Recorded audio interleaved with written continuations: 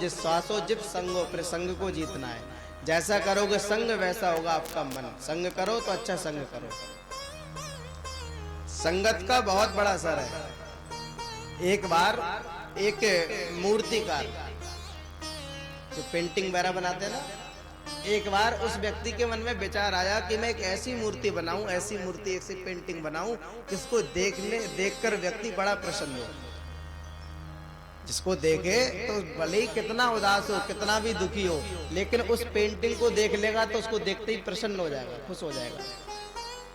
अब उसने सोचा किसकी बनाऊं। उसने अपने शहर के सभी चेहरों को देखा, जो जो आते गए सबको देखता गया, कोई भी समझ में नहीं आया। कोई किसी के कारण उदास है, कोई थोड़ा सा हंस रहा है, कोई मजबूरी में हंस रहा है। उसने कहा यहाँ तो सबके ऐसे ही चेहरे, कोई नहीं मिला तो एक बस 10 साल का बालक दिखाई दिया उसको, बड़ा सुंदर था। और ऐसे बालक को देख के वो बहुत खुश हुआ। तब उसने उसको रोक के उसका चित्र बनाया और अपनी दुकान पे रखा। जब अपनी दुकान पे रखा तो जो भी आने जाने वाले व्यक्ति थे उसको देख के बड़े प्रसन्न होते, कहते इसको हमें दे दो। मूर्तिकार बोला कि भैया इसको मैंने खरीदने के लिए नहीं बनाया है, इसको बेचने के लिए नहीं, बल्कि इसको मैंने अपनी दुकान पर रखने के लिए बनाया है। इसको जो देखेगा वो यहीं से खुश होकर जाएगा।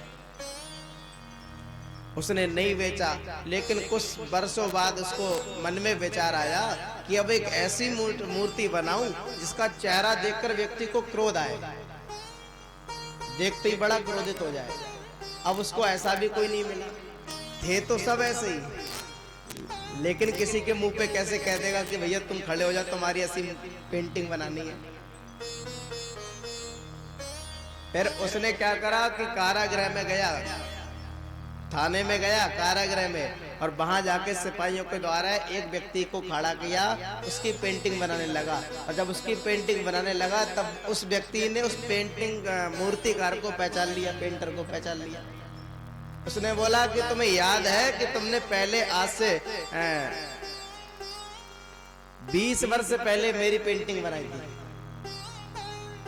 अब उसने कहा मैंने तो नहीं बनाई। नहीं याद करो। कि कौन सी? तब उसने बताया कि जब तुम्हें एक हंसते हुए चेहरे की जरूरत थी तब तुमने मेरी मूर्ति बनाई और आज तुम फिर से मेरी मूर्ति बना रहे हो। तब उसने कहा ये कैसे हुआ? अरे तुम तो इतने सुंदर थे, इतने अच्छे थे, तुम्हारा चेहरा देख के लोग प्रसन्न होते थे, तुम भी बड़े प्रसन्न थे। पर तब उसने कहा कि भैया ये संगत का असर है। पहले तो मैं बालक था, बस ऐसे ही प्रसन्न रहता था, लेकिन मेरी संगत ऐसी हुई कि मैं आज जेल में पड़ा हुआ हूं। तो इसीलिए कहा गया संगत का बहुत प्रभाव होता है। सट सुधरई मत संगति पाई। सट तो सुधर जाता है लेकिन संगत का असर नहीं जाता। तो इसीलिए संगत हमारी अच्छी होनी चाहिए। ये तीसरा नियम है, जितासनो जित सासो जित संगो और जितेंद्र।